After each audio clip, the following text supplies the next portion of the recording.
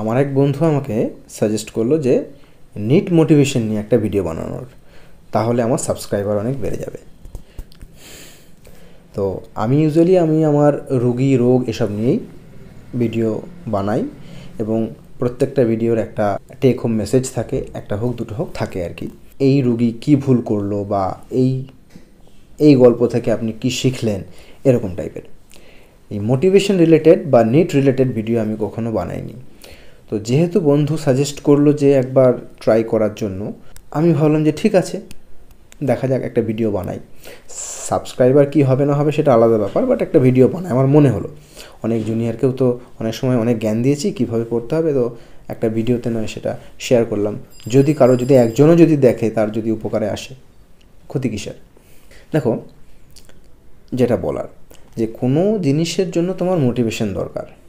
এই মোটিভেশনের জন্য 10-12টা মোটিভেশনের বই পড়ার কোনো দরকার নেই, বা বিভিন্ন ভিডিও দেখারও দরকার নেই।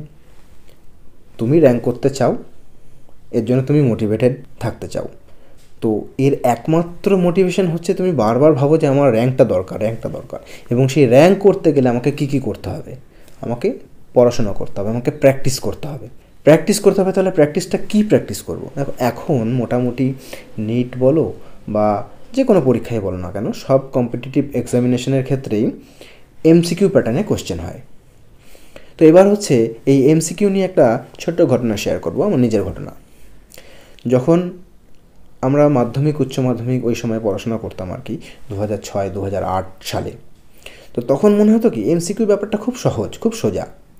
হ্যাঁ, তো আমাদের সময় এমসিকিউ হয়ে গেল, মানে তখন হচ্ছে জেই ছিল, WB জেই। তো এমসিকিউ হয়ে গেল, তখন ভেবেছিলাম ওহ দারুণ, এমসিকিউ হয়ে গেছে, ব্যাস, ও কোনো ব্যাপার না। 4টে মানে প্রশ্ন থাকবে, 4টে অপশান থাকবে, তার মধ্যে হচ্ছে একটা উত্তর হবে, ওটা মানে পারবো, কোনো অসুবিধা নেই। কত এমসিকিউ করলাম, আর যদি বাই চান্স ভুলেও যাই, মনে পড়ে যাবে, ঠিক দাগ মেরে দিতে পারবো। দেখো, ব্যাপারটা কিন্তু এরকম নয়, এত সহজ নয়। এইচএস পর্যন্ত আমরা যে আমাদের জন্য যে মাল্টিপল চয়েস কোশ্চেন যেগুলো থাকতো আর কি, সে কোশ্চেনের উদাহরণ একটা দিই। মানে এরকম প্রশ্নটা, যে ধরো তোমাকে প্রশ্ন করা হলো রামায়ণের ক্যারেক্টার কোনটি? 4টে অপশান থাকবে, রাম, শ্যাম, যদু, মধু। এখান থেকে তুমি খুব সহজেই উত্তরটা বেছে নিতে পারবে। এই হচ্ছে এইচএস পর্যন্ত এমসিকিউ কোশ্চেন ছিল। তারপরে কম্পিটিটিভ এক্সামিনেশনের ক্ষেত্রে কিন্তু মাল্টিপল চয়েস কোশ্চেন এত সহজ হয় না। একটা উদাহরণ দিয়ে বোঝানোর চেষ্টা করি ঠিক কেমন হয়। দেখবে, আমাদের যে পিঙ্ক কালার যেটা রয়েছে, পিঙ্ক কালারের বিভিন্ন ভ্যারিয়েশন থাকে। কোনোটা লাইট পিঙ্ক, কোনোটা ডিপ পিঙ্ক, কোনোটা বেবি পিঙ্ক, ঠিক আছে, কোনোটা রোজ পিঙ্ক, এরকম। তো এবার যদি প্রশ্ন করা হয় যে নিচের কোনটি পিঙ্ক কালার, দিয়ে ওই 4টে তোমাকে দিয়ে দেওয়া হলো, এবার তুমি ভাবো সবকটাই পিঙ্ক, তার আগে একটা করে প্রিফিক্স বসানো আছে, উত্তর কোনটা হবে? কম্পিটিটিভ এক্সামের প্রশ্নগুলো কিন্তু এরকমই হয়, অত সহজ হয় না যতটা আমরা ভাবি।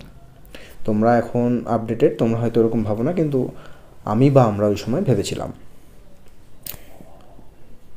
তো এই প্রশ্নের উত্তর দিতে গেলে কিন্তু দরকার প্রচুর ফোকাস আর প্রচুর প্র্যাকটিস।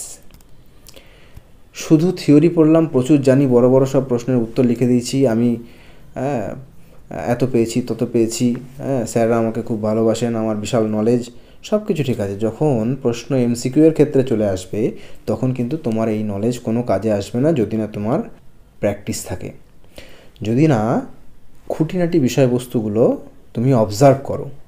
আজকে যেটা বোঝালাম যে প্রশ্ন কেমন হয়, সেই জিনিসটা বোঝালাম।